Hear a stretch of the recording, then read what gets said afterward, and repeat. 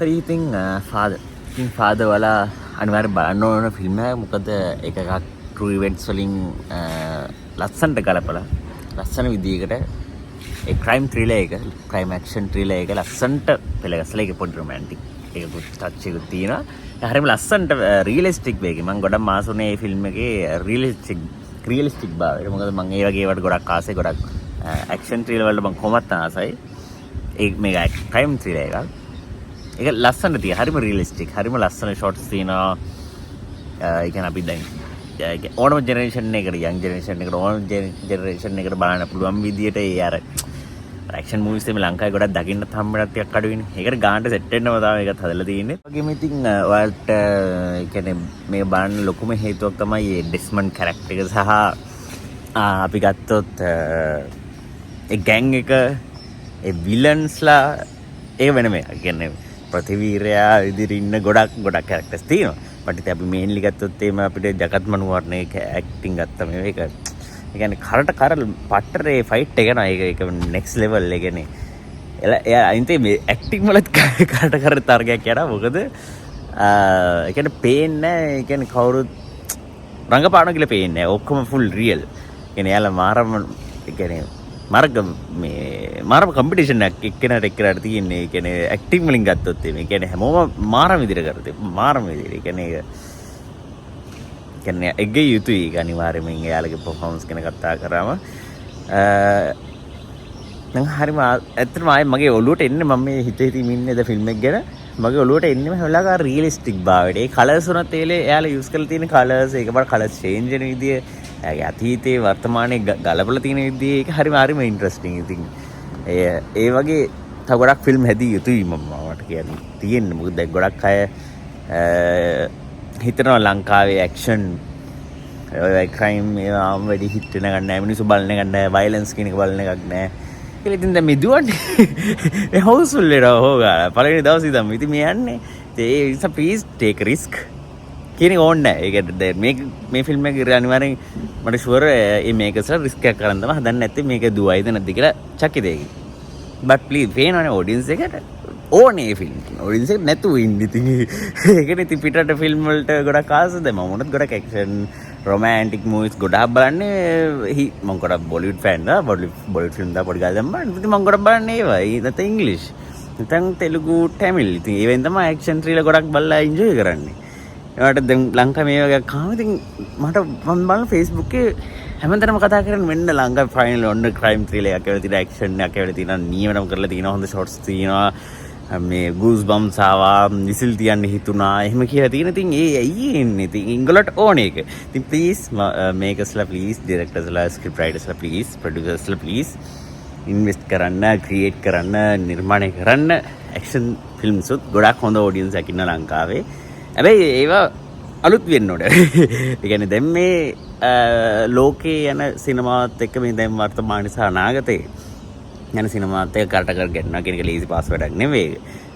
මොකද ඒ වගේ ෆිල්ම් එකකට ඉන්වෙස්ට් කරනවා කියන එක කියන්නේ තේ වෙනම වියදමක්. ඒක වෙනම දෙයක්. ඒක ලීසි පාස් නැහැ. බට් පුළුවන් ප්‍රමාණයෙන් පටන් ගත්තොත් ඒකත් ගන්න හැම දෙයක්ම හරියයි. ඒතකොට අලුත් තවත් ඔඩියන්ස් එකක් දැන් එකතු වෙනවා. දැන් මේ වගේ channel එකකින් දැන් ෆිල්ම් එන්න ගත්තාම ඒ වගේ ෆිල්ම් ගොඩක් යන අඩුයිනේ. එතකොට හැදුනම තවත් ඔඩියන්ස් එක එන්නේ. එතකොට දැන් අපි දැන් බලන්නේ නිකන් ලංකාවේ මම නිකන් උදාහරණයක් මම කියන්නේ. ජස්ට් උදාහරණයක්. පොඩි උදාහරණයක් කියන්නේ මේ උදාහරණයක් කියන්නේ මේ එක්සැම්පල් එකක්. මේ කියන්නේ රියල් නෙමෙයි බට් අර නිකන් වලට දෙයක් නිකන් මම පැහැදිලි කරන්න මම මොකද කියන්න හදන්නේ කියලා. ඒ කියන්නේ දැන් බලන්නේ අපි කියමුකෝ ලංකාවෙම මුළු ජනගහනයම බලන්නේ කියමුකෝ නිකන් 10% කියලා ෆිල්ම්ස් බලන්නේ. තව ශානර වලින් හැදෙද්දී ඉංග්‍රීසි ආස කරන දේවල් දෙද්දී ඒක 15%ක් වෙන්න පුළුවන්. ඒතර 5%ක් 10%ක් කරේ ඇක්ෂන් වලට ආසයි ඉන්න පුළුවන්. ඒක ඉංග්‍රීසි එකතු වෙන ඒ 10%. ඒතකොට 20%ක් වෙනවා.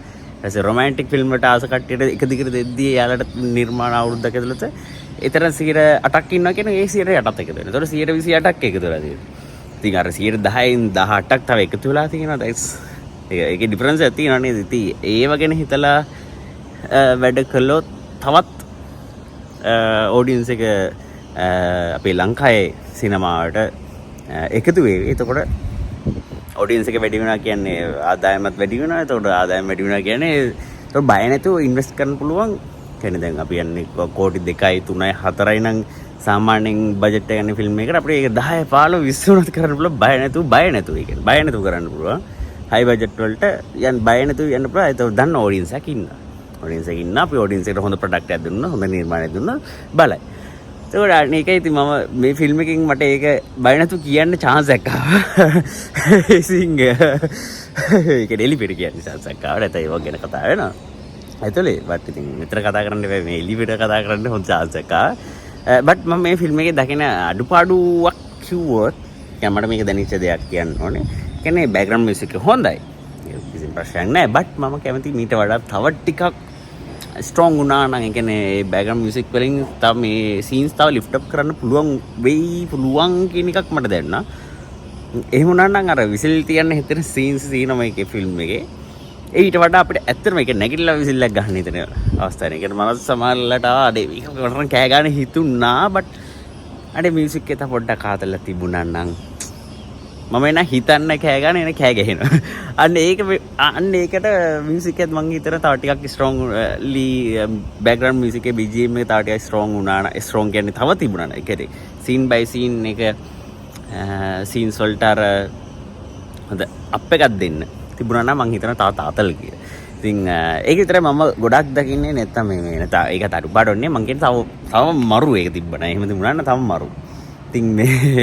ඉතින් ප්ලීස් අනිවාර්යෙන් ගිහලා ෆාදර් බලන්න. ඒක ෆාදර් ඒ කියන්නේ ඒක බලන්න. වලට බැලුවට පස්සේ තේරෙයි ඒ කියන්නේ මේ කියන්නේ චමින්ද ජයසූරියගේ පළවෙනි ෆිල්ම් එක. ඉතින් එයාගේ 3 5 10 වෙනි ෆිල්ම් එක කොහොම වෙයිද කියලා අපි හිතා ගන්න බෑ. ඉතින් පළවෙනි ෆිල්ම් එක මේ වගේ දෙයක් දුන්නා කිව්වම. ඉතින් අර බලන්න. බලලා ඔයාලගේ හොනස් රියැක්ෂන් එක ඔයාලගේ Facebook එකේ හරි මේ වගේ වීඩියෝ වලින් හරි කොහොම හරි නැත්නම් කටකතාවෙන් හරි වගේ ළඟම ඉන්න යාළුවට හරි අම්මට තාත්තට හරි කාට හරි කියන්න. මොකද ඒ වගේ Facebook එකේ මම බකින ඒ කියන්නේ ඔටෝම වෙනවා ඒක. ඒ කියන්නේ ඒ වෙන්නේ යාළුවා කියන්නේ පිවිදිලා ඉන්න වගේ එකක් මම දැක්ක Facebook එකේ ගොඩක් මම කියන්න ඕනේ නිතර මම මේ වචනේ පාවිච්චි කරන එකයි Facebook කියන වචනේ.